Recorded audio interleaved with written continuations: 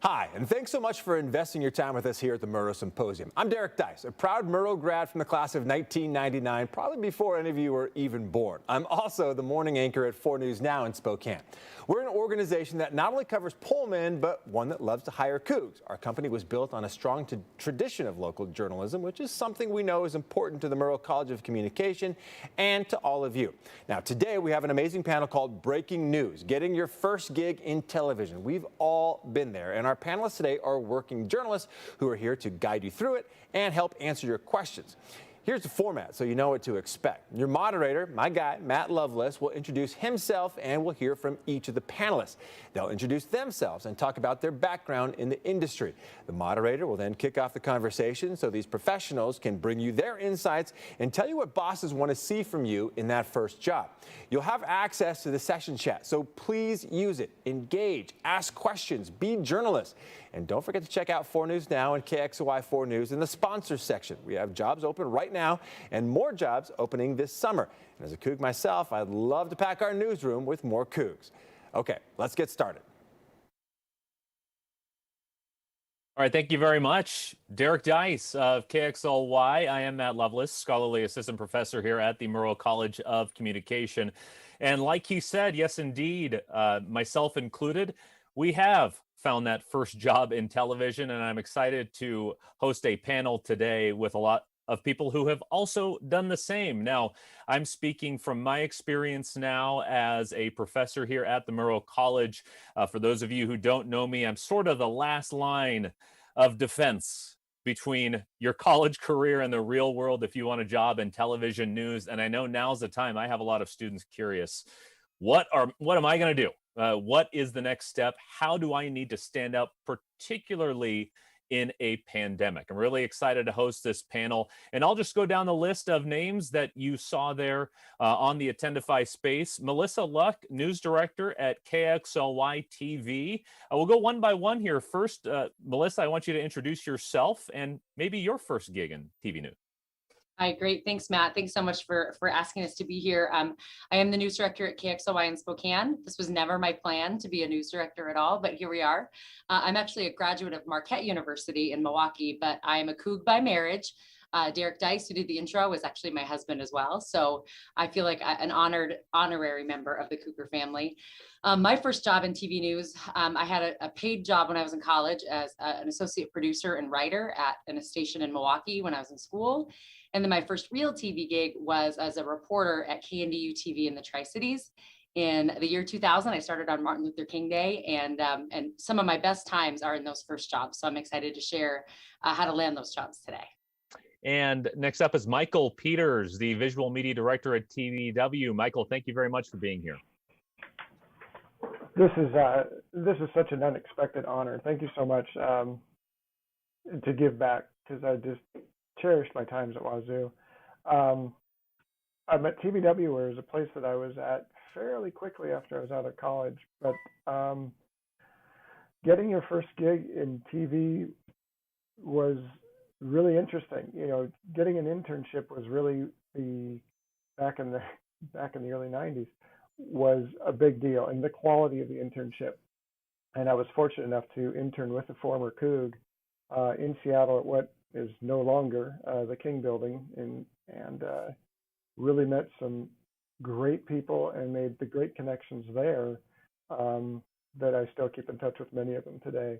So getting your foot in the door is a big deal. Keeping your foot in the door, well, we'll talk about that as things go on, I'm sure. We could fill a number of panels with that question as well. All right, next up is Dan Rasmussen. Dan, executive producer of streaming content at ABC7 in Los Angeles. Probably not your first job, though, right, Dan? No, hardly. And the cooler, interesting thing about this job is that it says one thing on my title, but thanks to the pandemic, I get to do streaming, but then I get to do all of the news executive producing that I was doing before the pandemic as well. So that's this title sounds cooler, but it's really just part of the deal. You know, I'm excited to be here too. It's great to be on here with Melissa and Michael and Stella and Matt to be here with you as well. You know, we were just talking before this started. Stella and I met at the symposium 3 or 4 years ago. What a difference it has been. You know, I was able to come to Pullman. Veronica Miracle and I came to Pullman. Veronica works here at KVC as well. And we were able to, you know, chat and hang out. It was fantastic. This is obviously different. My first job was at Creme in Spokane. I'm not sure if you can see the mug there, but this is my old Creme mug that I like to keep around. So I started there in 2004. I can very much relate to that end of senior year panic, because as I was wrapping up my senior year at Wazoo, I didn't know what I was going to do either. And I remember subleasing a place and sleeping on the floor for a little while I was trying to figure it all out after graduation, but I landed in Spokane, met Melissa and Derek and some other fantastic people there. Great memories of that first job. And then from there, Spokane to Portland to LA to Seattle, worked at the old King building as well for a while. And then I moved down here to Los Angeles about 8.5 years ago. So I've been here ever since. Well, awesome. Thank you so much for that introduction. And next up, we have Stella Sun Kim, a reporter for KOAT, and joining us from Albuquerque, New Mexico. Hey, I'm actually home. I got vaccinated, so I was able to finally make a trip home and see my family. But I am a 2018 Coug alum. So just 3 years ago, I spent the last 2 years in Missoula, Montana at the ABC Fox affiliate there.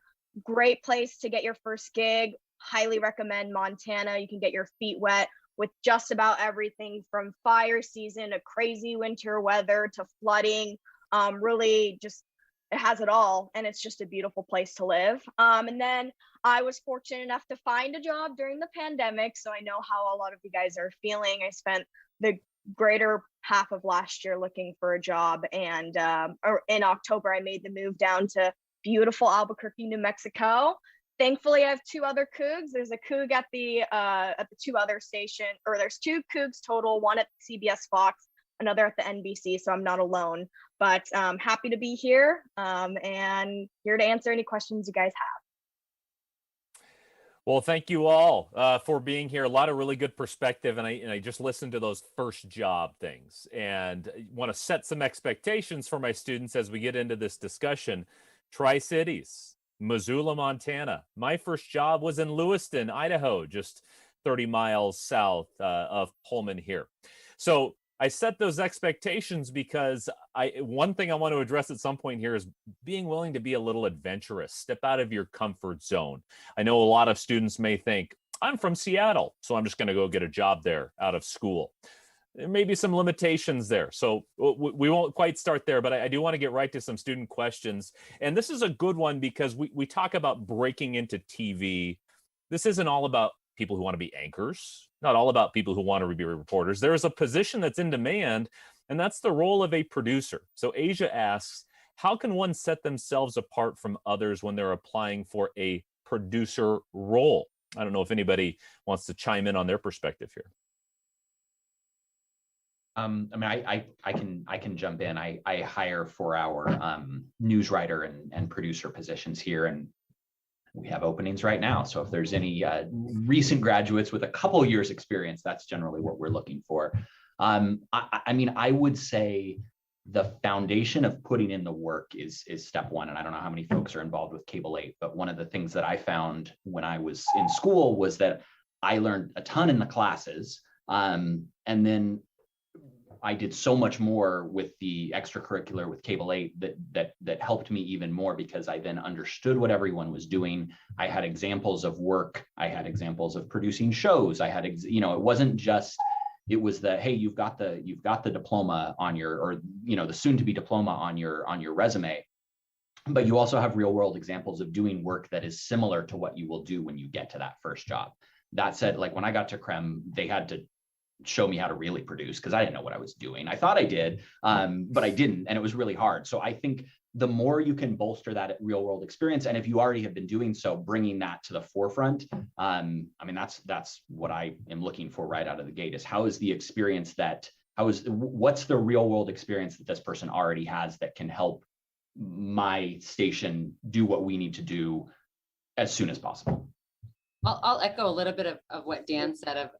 Honestly, there is such a producer crisis in this at TV stations in this country. It's wild. I mean, I know people in major markets, probably Dan's too, that are like, at some point, you're just going to go find some college students and train them on the ground how to do it. Wanting to produce already makes you valuable.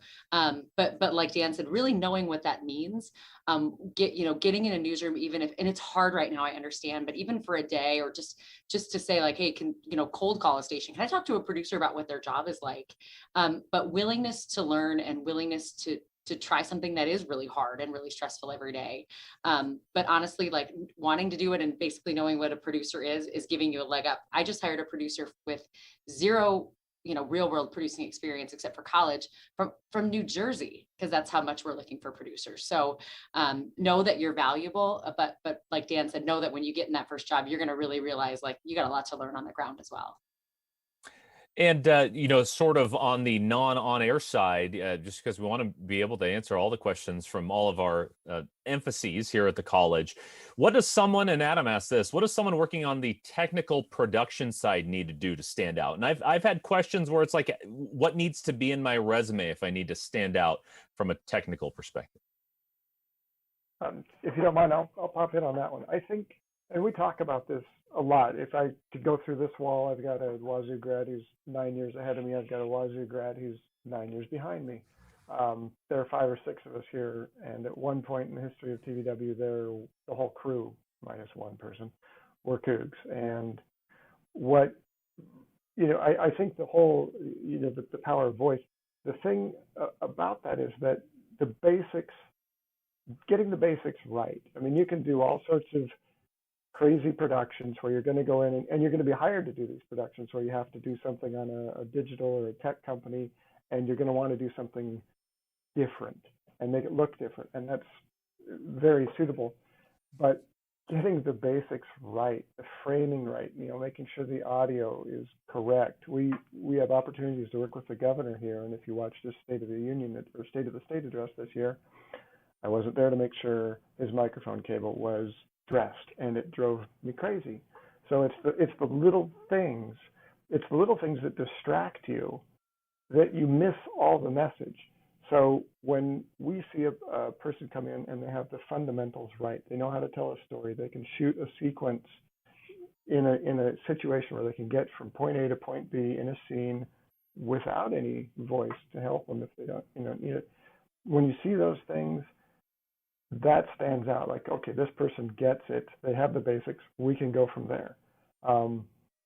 If you see a lot of slow motion DSLR work, which is good for certain things, but if that's all you see, you're going to keep looking a little bit. So the basics are understated, but they're hugely important. And my sense there is that, yes, you want to understand some fundamentals. Don't try to get too flashy with it. You need to understand more of what the day-to-day job calls for. That's some good advice there. Next, I do want to talk about some of the on-air positions. And once again, a session that could fill hours talking about resume reels. And this is a final project, so to speak, in both of my classes, where I have my students put together a resume reel. I stress the importance of everything they shoot and do being the best it can be, because at some point it needs to be on that highlight reel, the organization of which is important. And Stella, I want to get your perspective on sort of what you've learned. You're a 2018 grad. How has your understanding of what a resume reel does change before we get to some of the people who look at thousands of them all the time? In terms of the first resume reel, one piece of advice that has stuck with me, I have a mentor who is managing editor in Vegas, who worked at the NBC Bay Area for over 20 years as a reporter. He told me, you want to make your reel, because it should be a minute 30 at max. And then typically 3 packages is what, during my hunt, is what I found news directors were looking for. He always says, make sure your reel fits what would be the A block, the best stuff. Whether you're showing something. For example, I just did a story on a guy who claimed he killed 15 people. I held up his mugshot in my live shot. Anything you can do, anything you can show, I mean, it can be quick. I mean, this is a reel, this is your highlight reel. It doesn't have to be, 30 seconds of you doing a live shot just of your face. You just want to make it interactive. You want to show that you could do maybe a 2-part stand-up, because not every single story you'll do is live. Stand-ups are also very important too. I mean, during the pandemic, it's very difficult to find a job, but another piece of advice that someone also told me is, I know how stressful and anxiety inducing it is to be looking for a job. Something that I had to keep telling myself, and a lot of students, I think you guys should know as well, is if that job is meant to be yours, no one can take it from you. If it's in your path, if it's in your destiny, it's gonna be yours. So make sure your resume reel just has, the best of what you can show. And I understand during the pandemic, it's difficult, but even if it's just asking a friend, a roommate to come and shoot something so they're holding the camera, really any movement just to show how creative you are, will take it to the next level. And that's just what I gotta say. And I've had Melissa Luck in my class a couple of times. More than happy to talk about her philosophy in watching resume reels. And I suppose let's give a little background for those, underclassmen who might be watching this. The resume reel is essentially the highlight tape of the on-air reporter. It's you showing your best stuff. And my classes are designed to sort of draw out those highlights. But that means sort of on a project by project basis, we're paying attention to those things, which means if I'm sitting here standing still talking to the camera, all I'm accomplishing is the minimum expectation that I can speak while a camera is pointed at me. So how do we stand out beyond that? Melissa, I'd love for you to give your thought. Yeah, sorry that Matt's heard this before, but I will say what's a little bit strange and disappointing about our industry is how little change there has been in a lot of ways. The basic setup of a resume, we call them resume tapes, because literally when I was looking for a job, it was stacks of VHS tapes, and we had to dub them all, and we had to tape the labels on, and we had to put them in the mail, and it was ridiculous. But literally, so I still call it a tape. But the format hasn't changed very much over the years, for better or for worse. The number one best advice I could give you in the entire world is put your best stuff as early as possible. There has been that standard minute and a half montage, whatever it is. But if your best thing is a package that you're saving for a minute and a half in, I'm not going to get there if what's up front is not good. Watching news directors watch resume reels has to be the most horrific thing in the entire world. It is 5-6 seconds if you're lucky. So if you don't sell me off the top, I don't have time or attention span to keep going. So just make sure that you put your best stuff early. I will also say, I get a lot of reels where people are doing flashy editing and that kind of thing, and I cannot see and hear see their face and hear their voice. That is number one. Like you said, Matt, maybe it's the very bare minimum, but at least at the beginning, let me see and hear you, because this is a visual medium, right? There's a lot of times I let reels play without looking at them. So they'll just be playing while I'm doing other work and I'm listening for voice, clear audio, that kind of thing. And it's a little bit tricky in the pandemic too, when people are doing masks and stuff with live shot or wearing live shots and stand-ups with masks. I get it, but I have to see you and hear you without your mask too to really understand. So if that means you're in a corner somewhere by yourself to make it safe, that's great. But that to me is paramount. I cannot stress enough, put your best stuff first and try to give a little bit of variety. The jobs you're looking for when you're starting out, you're really looking for general assignment stories, general assignment reporting jobs. So show me a little bit of everything. As you go on, you can cater that reel to a little bit more of what your expertise is. I can tell you Stella's reel is great because she has weather, so that's on there, some anchoring. So you saw a little bit of everything from her. So, but don't put too much pressure on yourselves out of school. Honestly, from college reels, if I can see you and hear you and your audio is good and your video quality is good, you're going to move higher up the stack than people who maybe didn't have that attention to detail. And just I'll piggyback here with a comment on our thread here. Jeff Height, who's the director of recruiting at KHQ, says audio, talking about the technical excellence. Those types of things matter as well. They want to see that you take some care in the composition of the images on screen and the sound coming from the reel. That's important as well. Here's a good follow-up question that comes from Christian Garza. Based on reels being short and essentially showing the highlights, do they care about how we look on camera rather than what we are reporting on? Does the content of the report matter, or does appearance in speech and delivery matter? Are we getting superficial here with this question? The answer is yes. I mean, I think there's both, and I would say it. The content matters, the presentation matters, the way your delivery, do you look like you care? You know what I mean? Those are all things that are they're visual, but they're not superficial, if that makes sense. I mean, sure, there's the look that that hiring managers are looking for. There's that absolutely is somewhat superficial, but a reality. But regardless of you need to look like you care. You need to be well put together. The delivery, all of that does matter, because your job is going to be conveying information clearly and concisely, and nothing should distract from that, whether it's the way you're put together or the information that you're actually delivering. So, yes. And just looking the part, for me, I struggle because I look young and I am young. So even just putting on a nice coat doesn't mean you have to have a whole closet full of really nice clothes. Some of my coats are from Walmart and they look great on air. And something like bright colors, because most of my live shots are at night. That's important too. And what I was told when I was preparing my reel to move to Albuquerque is make sure you are looking the part of being in that market, if that makes sense. Like if I'm just wearing a plain white t-shirt, I look younger, I don't look as respectable. So even just throwing on a coat or a nice top, even just to shoot that live shot is important from what I found.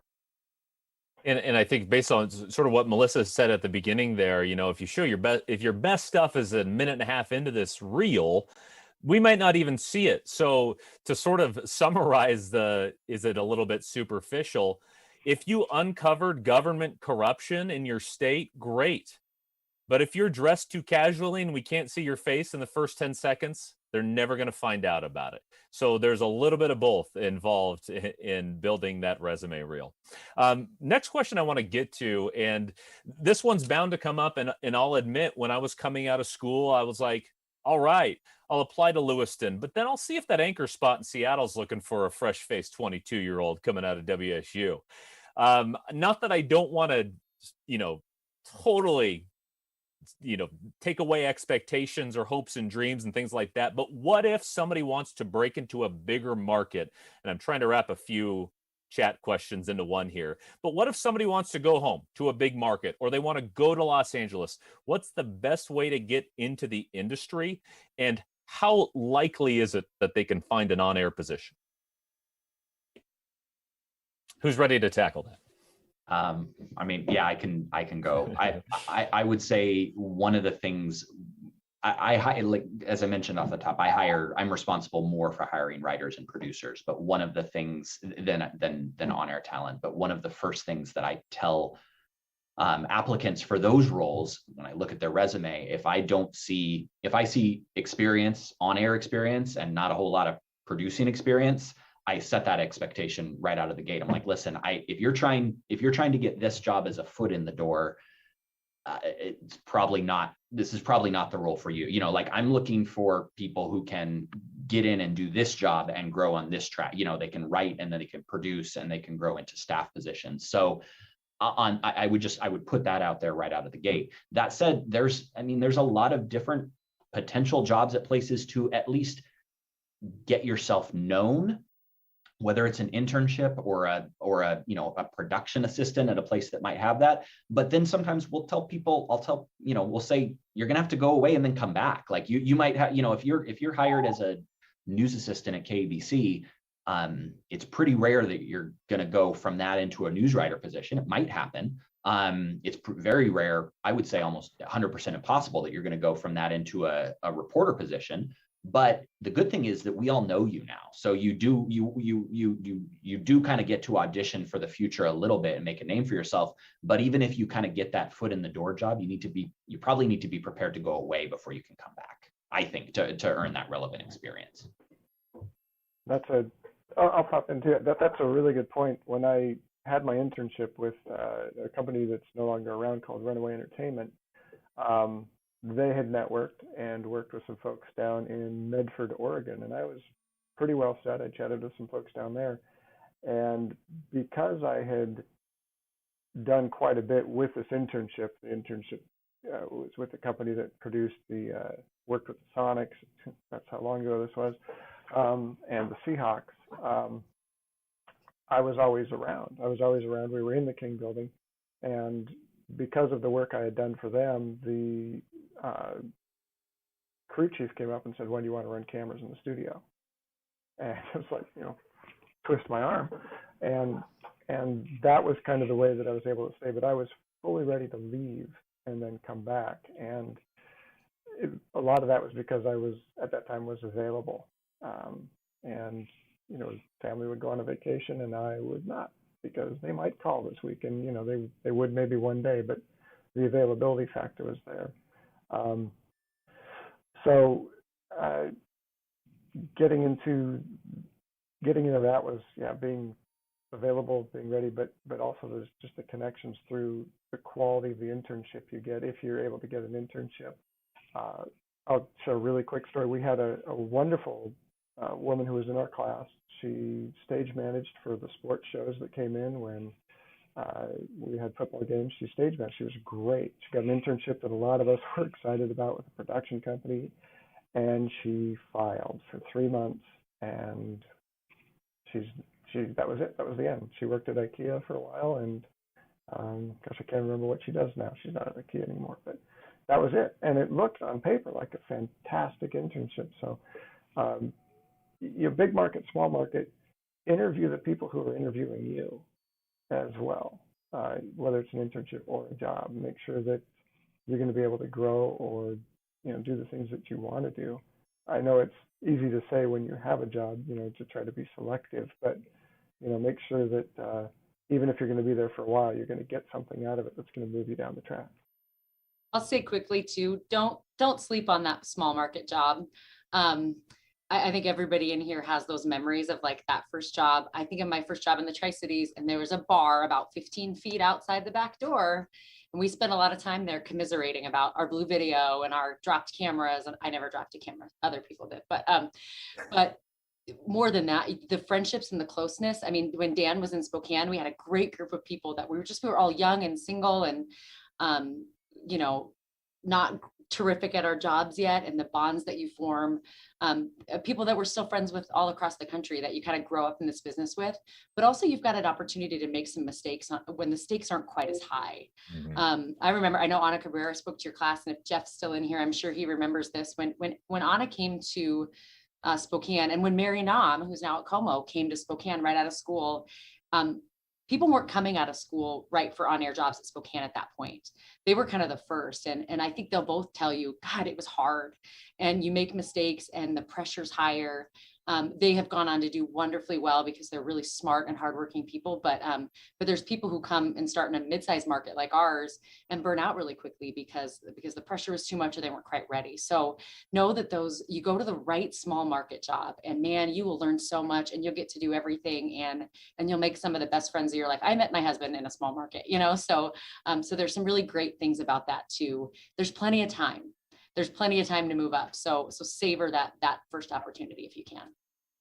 And just to add to that, I just left my first market. I was fortunate enough to do month to month while I was looking for a job in the pandemic. But the first market, the mistakes that you make, the lessons that you learn, you'll never make it again in a bigger market. The stakes, as Melissa was adding, sometimes does feel pretty high. Like I came from Missoula, Montana, market 160 something, to Albuquerque, which is 46. And even going from having more than 2 years experience to go in Albuquerque, I feel like I had to relearn what a story idea was. When you're in a small market, everything's a package. The fire department got a donation of $1,000. So that's a package, the live package. And then when you get into the bigger markets, your idea of a story idea just completely changes. I learned so much in Missoula, and I'm such a big advocate for getting your feet wet in a small market, making those lifetime memories, and having fun with people your age. A lot of people in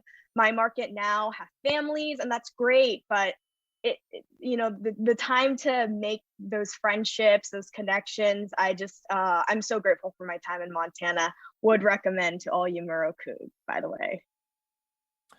Yeah, and I'll just chime in as we transition to the next question. I jumped around to a handful of markets. I think Boise, Idaho, one of the greatest places in the country, super underrated place that it is more possible to hop into out of school.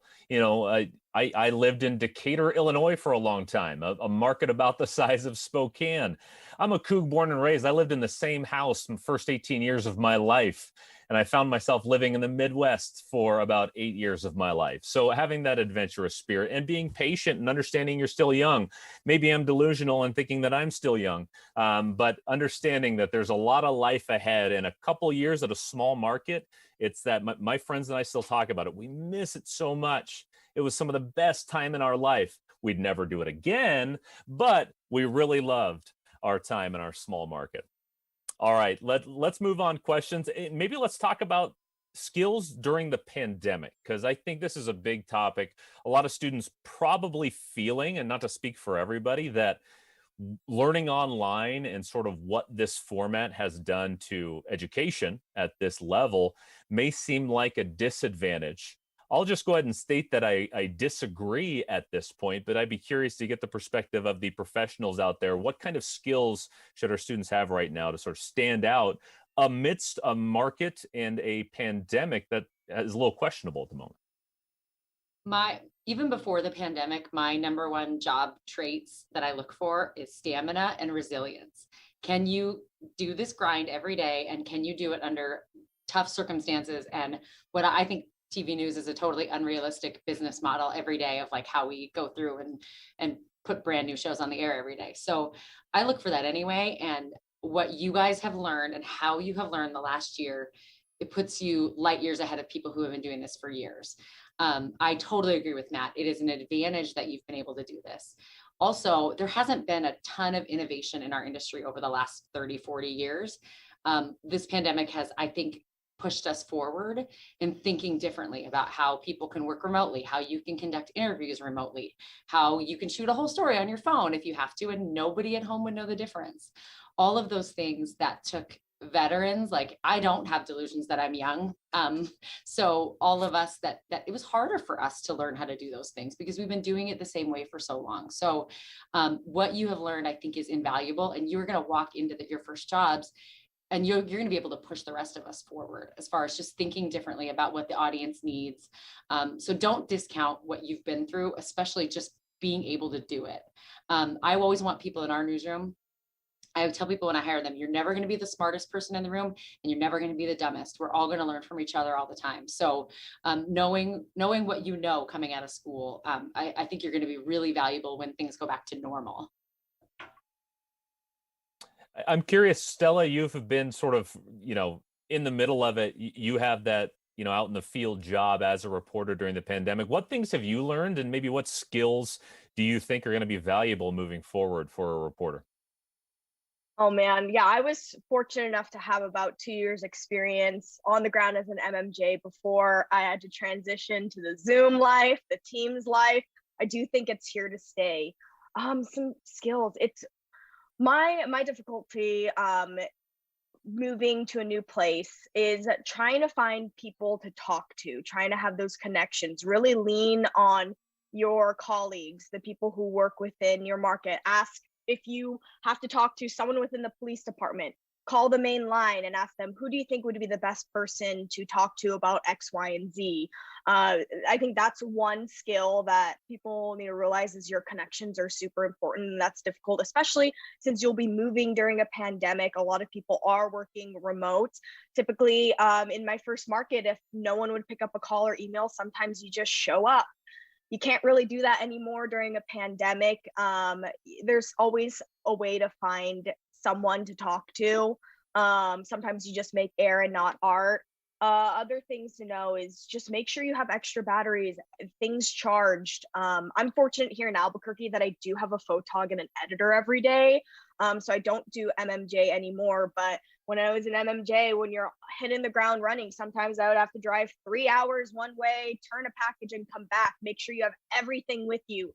snacks. I had a fanny pack that I wore. I had my AirPods, my headphones.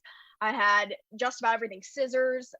Just be prepared for anything when you are an M&J, and if you're in a smaller market, because you could be off in the woods for many hours. And yeah, just the virtual life is here to stay, I think. So that's what I have to add. And Michael, I saw you unmuted. Did you have something to add? Well, our world at TVW has changed dramatically in the last year with the legislature. For those of you who are watching the legislature, and I'm sure you all are, it's all virtual right now, and it's a real challenge. And you look at everyone in this group, and you look at the other sessions, and you see we're all well framed. We're fairly well lit, for as well as Zoom can be. You can hear us, and that's a challenge going forward as we do interviews with legislators and other folks, is that you have to you're doing a lot of coaching with people and being polite at the same time to get them to frame themselves up, check their nose. And you get over that real quick after the first person sees themselves. Why didn't you say anything? So working in this Zoom environment is here to stay, and in some iteration or not. But being able to shoot, we have fillers. I spend some time in Seattle, and I walk around with my phone and I shoot filler material for it, and I just use my phone. And you're right, you can shoot stuff on your phone if you have a DSLR, and an amount of skill, you can walk around and create a story, a NAT package, all sorts of things that can be aired. Especially for us, we're very different in a sense than news. We have programs. A couple of programs called The Impact and Inside Olympia that do interviews, do packages, where we have interns for. But for the most part, we have flexible times. Our engineer calls us slow motion sports. We don't always know when some of this stuff will end, and we have to be prepared with a lot of material, and it's all generated. We don't have a network feed. We don't have an affiliate. We are us, so we are responsible for so much of our own material, and people will submit all sorts of video from our staff, a dash cam video. Hey, I got an accident the other day. Who knows? When they need it, that's video. So there's so much you can bring in. But yeah, this environment, it's so nice to be able to do an interview in person, but everyone's masked up, and those who get comfortable taking off a mask, that's nice. But it's a comfort level thing, and this look is here to stay. And I think one thing we're learning is it's not just using these, but using them professionally. There's a difference between getting a video for your TikTok, which has its place, and having it for local news. And so we definitely spent a lot of time incorporating the things we have in our pockets. That it was less efficient to drive by a scene and not have video equipment, have to call the station, have to have a photog, grab it and drive out to it. Now you're sort of an on-the-spot news person with hopefully some professional know-how going into it. Well, let's move on to talk about interviews, because that's a big one. In fact, I had a student tell me a story about an 8-hour Zoom interview across the country very recently. And we know how interviews go. They tend to pass you on to different people throughout the course of a day. She might have got some time to have a little bit of a lunch break. But in an interview, especially for this age group, students just coming out of college, and this sort of wraps up questions from both Christian and Jackie. What's the process like for somebody with minimal to no experience? What should we focus on in expressing about ourselves? How do we talk ourselves up when our resume maybe isn't as beefy as we'd like it to be right now? I would say just sorry, I'm looking over at our helicopter monitor right now, and there's a gigantic house on fire, and I don't know why, but we'll get back to that in a minute. The news doesn't stop for the symposium. No, it does not. I sent an email before this started. Everybody, I'll be back in the mix in an hour. Which, if we were all in Pullman, I wouldn't be paying attention to the thing on fire. No, I would say, I can't imagine an 8-hour Zoom interview for a job. I rewind and I think of applying for jobs and going for interviews, and it's kind of an all-day affair sometimes. So I guess that's sort of that, but man, I can't, staring at the screen for even, an hour at a time in this mode is crazy. I think circling back to some of the things that we've already touched on, you want to present that in an interview. You want to play up your grit, as Melissa said, that you're going to be that you're going to be a hard worker and that you're going to power through. You want to bring enthusiasm. You want to be dialed in, like eliminate distractions. Don't look at the burning house over there, like tunnel vision in, like I clearly am failing. I've got Slack notifications coming up right now that I forgot to turn off. Like, eliminate those distractions so you're not distracted, so you can give your full, your all. And I know that's kind of a basic thing, but being present in an environment, a Zoom environment, is, when you think about it, it's actually really easy not to be present. It's really easy to be distracted. There's so many distractions that come in, whereas if you were doing an in-person interview, it's just you sitting across from someone. So I think eliminating distractions, so then you can sell yourself, you can sell what a hard worker you are, you can show your good attitude, you can try and make a personal connection. That stuff all matters too. So if you've gotten past, clearly, if they watched more than 5 seconds of your reel, and you're there for a reason. If you're in an interview, it means that you've cleared at least the first hurdle. So know that you have value, and time is limited for hiring managers. So if they brought you in, they probably want to hire you. Like, know coming in that if you're in interview mode, you're already a step down. You're already moving forward. So sell it and give them every reason. I know that's sort of non-technical advice, but I think it's really, really important. I'll piggyback off Dan for a second. I did point out in our chat that Dan just casually dropped that he has a helicopter, and none of us do. So congratulations, Dan. It's changed how we hire. I mean, typically for most of our positions, look at him showing off. Oh, geez. Yeah. Well, someone should do something about that. We should do something about that. Before we were flying people out for interviews, or if they were local, they were coming in, and we were going out to lunch, and they were meeting people and seeing the building. And obviously we can't do that in a pandemic. And I was really worried, especially we've hired a few on-air people during this time. And I was worried about that, being able to make that work. And I've learned and made mistakes along the way. And the first couple times I was doing phone interviews with people, just like I would before. You talk on the phone first, and then you decide if they were coming in. Well, I had a young woman who I just hired, and her reel, she was right out of school. Her reel was great. And I said, oh, I'll call you. And she said, how about we do a Zoom? It's her idea. I'm like, okay, well, then I have to pay attention. So yes, let's do a Zoom. And in 5 minutes of that interview, I knew I was going to hire her. The connection you can make over this medium is really, really powerful if like Dan said, you're focused and you're doing it right. So know that if somebody asks you for a phone interview, say, would you mind doing it on Zoom? And I think that really can make a difference. You can sell yourself. Like Dan said, if they're calling you for the interview part, if you're at that step, you've cleared a lot of hurdles. So I would give advice to young people: kick the door down a little bit. You don't have to embellish your experience. You're coming out of school. We all have been there. We understand you weren't like doing 50 live shots a day, but come in and be strong and be assertive about what you are good at and what you can offer. The only other piece of advice I would give is always have questions back for the person interviewing you. You should always do that in a job interview, but you're journalists. And if I get done and say, do you have any questions? And you're like, no, I don't think so. I am terrified of you. Like, I'm worried that when you're in an interview with someone or you're trying to get a story, you're not going to have any questions. So, and doing a little bit of research, not only about the station, that's easy to do. You can look at our website, you can figure it out, but do some research about the market too. This is somewhere you're going to live and invest a lot of your time. So putting some work ahead of time, showing that you are a journalist for no matter what position you're applying for in a newsroom, that can go a long way. And it also helps me understand what's important to you, so that if you are hired, I know how to tap into that as well. So yeah, kick the door down a little bit, but do it over Zoom. All right, let's move on to another important topic. And I'll just preface this saying, Facebook came along when I was in college, but it required a .edu account. Twitter is something I signed up for when I was already a news anchor. So I benefited from the fact that I was never 13 with access to social media. And you know where I'm going with this now. How much do you track social media behavior? And to what level should our students right now be curating that online persona?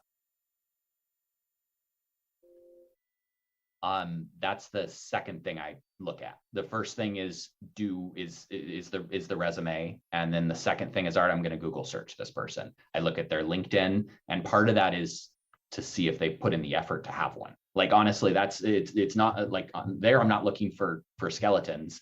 I'm just looking, okay, are they, do they have one, and do I know anybody mutually with them? And then it's like, all right, let's see if I can easily find a Twitter account or an Instagram account for them.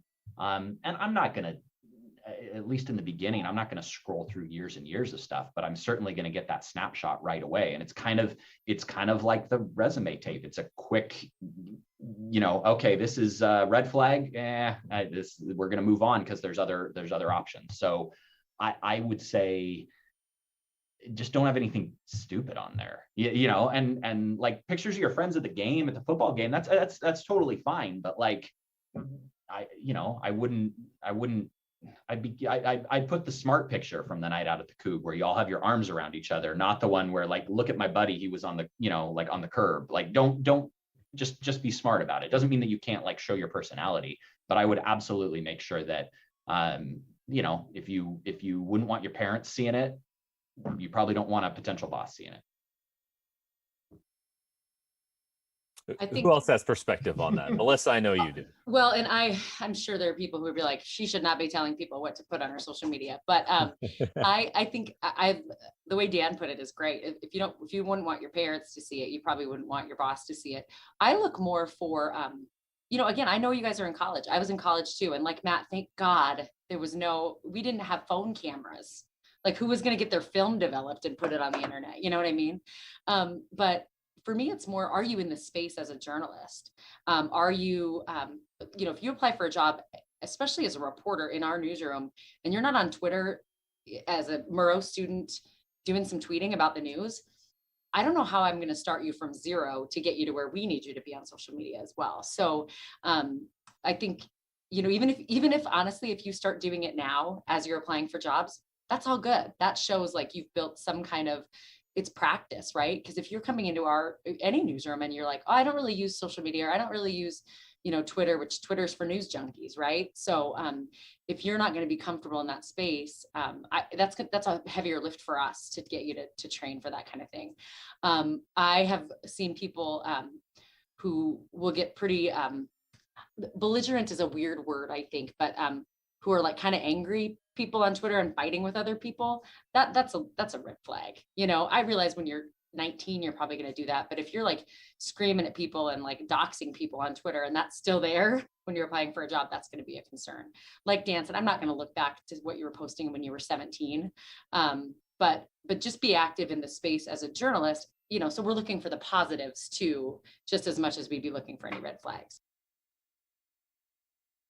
I think there's a lot that can be said about what's on your feed too. If you are looking for a reporter job, or just even someone like me, I might be looking for a videographer or someone who can edit. And I see that you're showing a lot of interest in natural spaces, or maybe you spend the time doing a lot of photography where you're on a hike, or you come across an interesting story. And I was walking around Seattle, came across an interesting story. These gentlemen race their little remote control sailboats around, and I'll be going up there in a couple of weeks, and just because I want to, I'm going to shoot a little piece on it and see if we can get it on air. And that's just by walking around and being willing to engage people. I'm not near as active on social media as I once was, and that's just a choice. But I do spend a little more time on LinkedIn and keeping up with what a lot of my professional contacts are doing. But yeah, it's something that we do check, and Dan's exactly right. I look at your resume, and if you've attached a reel, I'm looking at your reel, and it's absolutely right. Put your best stuff forward. I kid you not, I have gone down a reel before, and there was 9 minutes of a guy playing a video game with narration on his reel, and I'm thinking, yeah, I still wanted to help the person, and say, this is not something that should be anywhere near your reel. And your reel should exist. And if you have a portfolio on a Vimeo or a YouTube page, give me that link too, but still have your best foot forward on those things. And if you have it on your social media, and I can just find it there. Yeah, but it's one of the first 3 things we look at. Absolutely. And Stella, I want to turn this to you because maybe you're the one person on here who grew up with this, grew up Yes. with the social media being a part of your youth, being a part of your social interaction. Now it's your job. What's it been like for you? Yeah, I mean, our station has a really big push for social media. It's just the reality that a lot of people, especially our viewers in Albuquerque, love Facebook. So I'm technically required to post 3 times a day. It's a requirement. And if there's a social post that the station wants all of us, they'll just, because they own all of our accounts, they'll just post everything. Like, for example, they just opened up vaccines to everyone 16 and over, and they had a graphic, so they posted on every single social page. Even I was never a huge Twitter person. I had to grow to use my Twitter. Social media, I think, is so important. It's also a space where you can engage with people, where you can get story ideas, where people will message you and say, hey, I need help with X, Y, and Z. It's a very powerful platform. LinkedIn is very, very important as well. Even just having it updated, building connections. Go to you guys are all, if you're classmates with someone, endorse each other on your skills. You know, like I remember my senior year, I was on LinkedIn every single day, editing it, tweaking it. I think LinkedIn is very important. There's also a lot of jobs that you can see through that page, mutual connections. Sometimes you can just shoot your shot and just reach out to someone. And I've had a couple of interviews that way, just reaching out to a hiring manager or a news director. I think LinkedIn is very important. And then you can also look at other people's experiences as well, just to see how they made their path. But social media, definitely making sure it looks clean. I mean, it doesn't always have to be news. It can incorporate portions of your life as well, but obviously make sure it's appropriate. But in terms of Facebook, posting your news stories, Facebook living, those are all expectations that a lot of news stations will have. And you just learn to do it. I was never on the Twitter boat, but now I have to use Twitter. So it's this reality of life nowadays. And before we transition, I'll just, my 2 cents here. I'm very active on Twitter. In fact, if you follow me on Twitter, you saw yesterday I was live tweeting Lester Holt's keynote. If I scroll through here, I was watching college basketball. I was making fun of the possession Michigan had with 19 seconds left. Picture of my son throwing down a dunk at his first basketball practice. I think that activity and showing life, and one other thing I'd add is content creation. Show that you make stuff. Show original video. Share your stories, particularly with the number of them that we get to tell here throughout the course of our careers at WSU. Show that you're a content creator, because you're competing against other creators of content on all of these social mediums. Well, that was a big change, certainly in the last 10 years in local news, is how to incorporate. I mean, it currently is. We're seeing examples of how some stations are harnessing TikTok. So let's forecast the next 10 years, 5 years. Where's local news going? What innovations might there be? And maybe that's a good question for our newsroom leaders here as you sort of plan for the future, which is exceedingly on cell phones and online. I would just follow Dan. I mean, honestly, what Dan is doing and at least what Dan is doing in title only, it sounds like at this point. Basically. But really what every station in the country and every station group in the country is focused on is streaming. Yeah. That's where people are. They're not necessarily sitting watching a local newscast. They still are. I mean, don't sleep on that. It's still, people are still getting news that way. But I tell our people all the time, stop thinking like news people, because when they leave, they're streaming. They're home watching things in a totally different way. So Dan, I think, for his company and his station and his job is the best person to tell us how. And then I'm going to write it all down and try to do it. I would say, thank you, Melissa. That was very, very nice of you to say. I would say just be ready to do a lot more.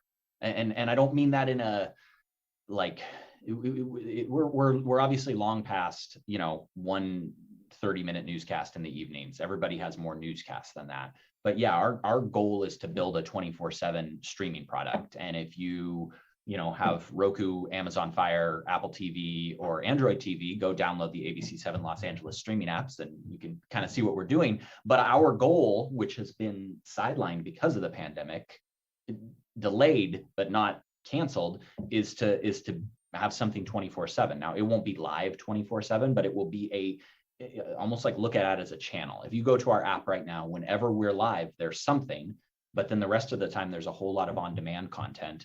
And a lot of that on-demand content is repurposed. It's material that aired on television. It's the reporter package. It's the A block of a newscast. But then we also try and do a lot that's flushed out. We might try and do if anybody's familiar with LA, there's a Amoeba Records, which is a well-known record store in Hollywood. They closed down at the beginning of the pandemic. They've relocated. They're reopening this week. So we did a TV story yesterday, but now one of our folks it was kind of the norm. There was an interview, here's some shots. It was a perfectly fine television story, but we're sending her back in this afternoon with her phone and her selfie stick, and I'm like, do 6 to 10 minutes, do it like a morning show live shot, walk and talk, where you're walking around, you're showing us around, interview people along the way, make it as live, and we'll post that because people will watch that. That's interesting. That's more, and it's unique content, unique local content beyond the traditional. So I would say, yeah, I could rant about this forever, because I feel like there's still so much more to do. And that's a cool thing about right now, is that we are at a time of change. So it's not I think we mentioned earlier, it's kind of, Melissa said, things have been kind of done the same for decades and decades. Well, now we're in a real big time of change because of technology, and also because of expectations and viewer habits. So yeah, streaming, more content. That's where it's at. We'll finish this thing off with sort of a lightning round, because we just have a few minutes, but I'm curious just your 30-second thoughts. How can our students stand out once again, and sort of what's an important thing to know as they head out into the real world? I'll go quickly. Make connections, and make connections before you're applying for a job, if possible. We have a reporter. I always use her as our success story. She's a friend of Stella's, named Nikki Torres. Derek met her at the symposium, and we didn't have a job open for her at the time she graduated, but she went to another market. And when we had a job open, we thought of her, because over the years, she had sent us her reel and updated and asked for feedback and all these things. And now she has flown away to Portland and is doing really well. But the connections you can make ahead of time and asking for feedback. Every person in our business will give you feedback, and we'll be happy to do so, because we've all been there. So try to stand out beforehand by making those connections and having some kind of impact. But also, don't discount what you've learned. Sell it. Find what job you're looking for, and whatever relevant contribution you can give. We need a little bit of everybody in every newsroom. So know that you've gotten a good education, and it might take a little while. It's a pandemic, so be patient with yourself. I completely agree. Make connections. Be professional. Above all else, way back when MTV was out, everyone wanted to apply to MTV, and even MTV said, format your resumes. They weren't looking for a tie-dyed resume. They were still looking for professional people to work for them. Be professional. Get your connections, and once you're in, don't upset the chief engineer. But besides that,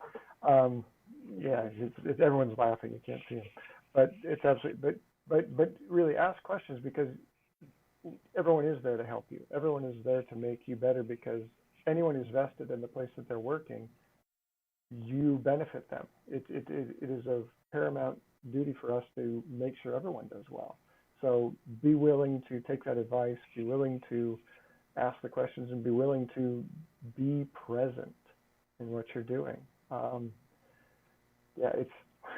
It's a lot of fun, and it's really great when I have the opportunity to hire a Coug, because I will see them come on, and through connections, I can make a quick phone call and just say, what do you think, such and such, and oh yeah, great. And Marvin, who I think is on here, there's another Coug on here, Tammy, who I just finished a show with. She's in DC, and we do a show across country. So hi, Tammy, great show. It's wonderful, and you're going to get a quality product. So you have a step ahead already. Maintain the professionalism, ask questions, make the connections. I would definitely like to add about the connections. I got my first job in Missoula from doing an internship at KHQ. And even with your connections that you make previously, staying in touch with them is also very, very important. If you make a connection at Murrow Symposium and you want to work at King 5 in 5 years, occasionally send over your things, keep in touch with people you've met before. And sometimes even even if you don't have the connection, just shoot your shot, send them a message on LinkedIn, and try. I think that's really important.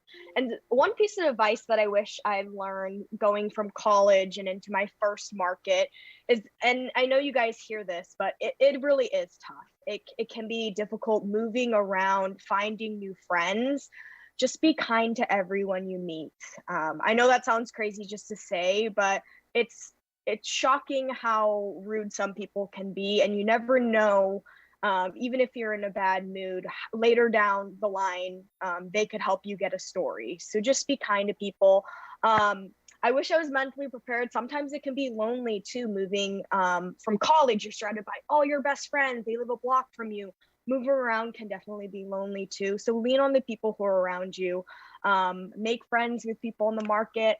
Someone you meet on a story, get food with them when we're out of pandemic times. Just make the most of what you got and lean on those connections, and then just shoot your shot when you can. I would say, yeah, the TV grad school aspect of that first job, enjoy that. I mean, the fact that I got to meet Melissa and Derek and some other people, the great people that are working in Spokane to this day, who showed me how to do stuff that I didn't know yet, and they just showed me how to do it out of the goodness of their heart.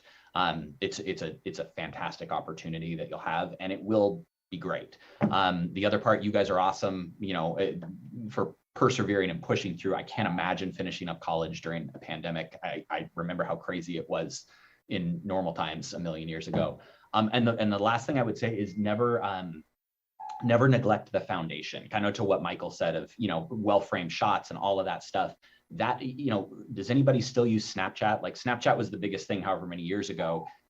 There's new platforms. There will be new top technologies. There will be new platforms, but the basics of journalism, as far as gathering information, storytelling, composition, whether it's technically or just the way you're putting it all together, that framework is consistent. The way we tell the stories is going to evolve, but that foundation is not going to change. So pay attention to that, grow that. You can always grow anything, build off of that, and you'll do great. Well, Dan, thank you so much. I'm getting the wrap-up music. Plus, you're distracted. You got a fire going on. You got to get to work here. I think it's a neighbor who set their neighbor's. It's one person who set their neighbor's house on fire. So yeah, I'm pretty excited to see what's going on there. Go check it out, ABC 7.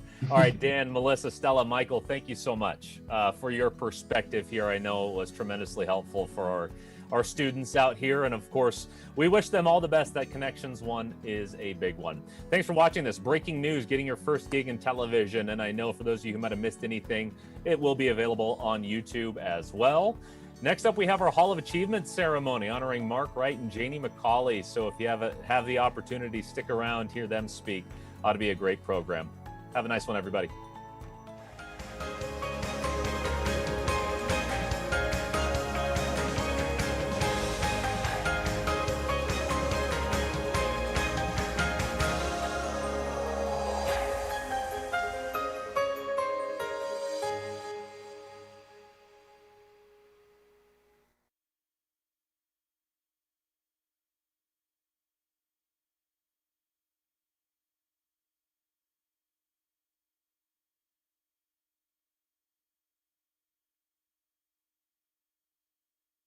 I bet we could tell stories forever.